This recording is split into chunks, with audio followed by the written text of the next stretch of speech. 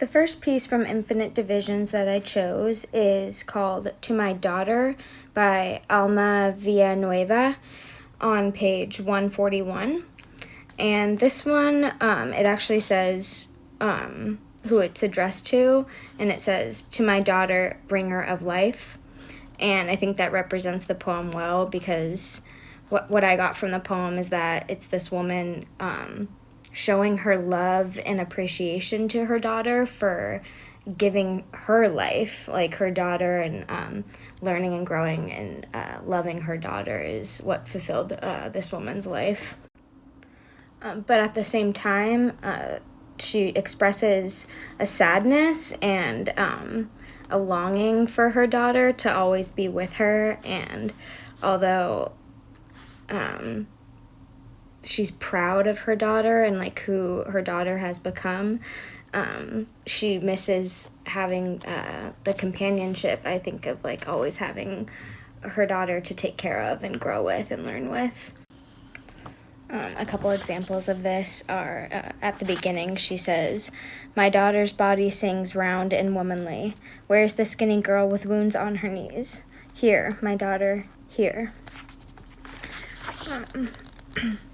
And then she also, on the top of page 142, she is describing how right after giving birth to her daughter, she was told that to keep the umbilical cord clean, but she was never told that it would eventually fall off.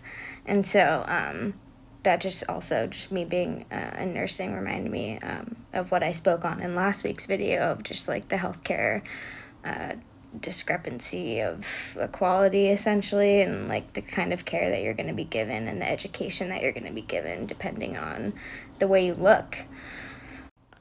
But at the end of this part where she's describing the umbilical cord, she says, "I just assumed it would heal itself and stay," which I think really puts emphasis on a double meaning that she has there.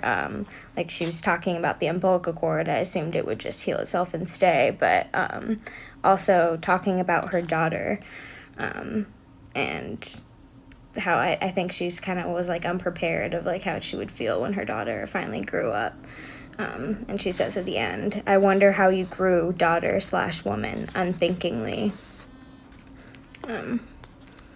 Yeah, that's my analysis of it. The second piece from Infinite Divisions is on page 286, called "Poem for the Young White Man Who Asked Me How I, an Intelligent, Well-Read Person, Could Believe in the War Between Races," by Lorna D. Cervantes.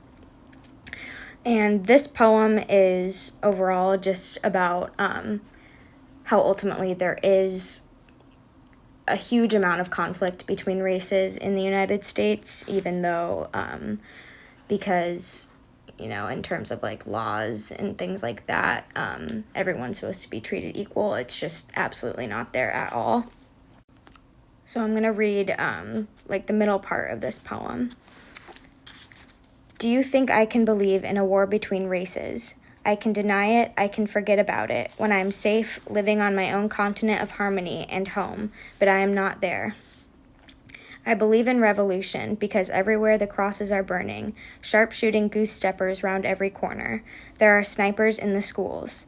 I know you don't believe this. You think this is nothing but faddish exaggeration, but they are not shooting at you. I'm marked by the color of my skin. The bullets are discreet and designed to kill slowly. They are aiming at my children. These are facts. Let me show you my wounds, my stumbling mind, my excuse me tongue, and this nagging preoccupation with the feeling of not being good enough. These bullets bury deeper than logic.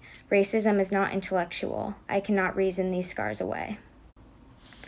So when she's talking about how she could potentially forget about it and deny a war between races is only when she's living on her own continent of harmony.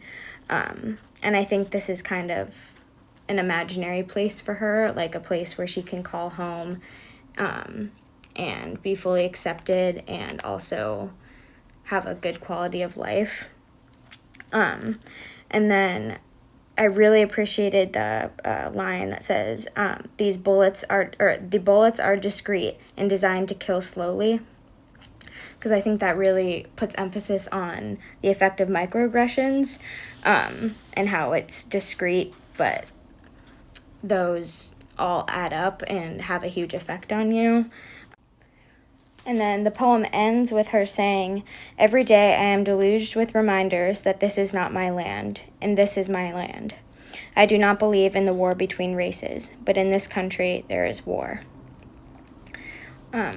And this was a super strong ending, I think, to the poem, and really resonated with me. I think it really speaks on the presupposition of equality that exists in the United States, particularly on behalf of white people, thinking that just because on paper maybe racism has ended, and with the civil rights movement and everything, there's no longer any laws that say well, actually that's wrong, because undocumented people are obviously really subject to racism and racial bias. But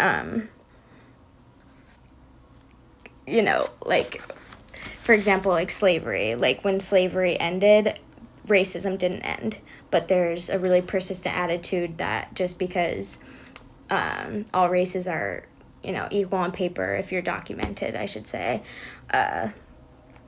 that your opportunity is equal, and that's just not true. It kind of goes into that comparison between equality and equity. Maybe everyone has equality, but that doesn't mean that everyone is equitable on the same level.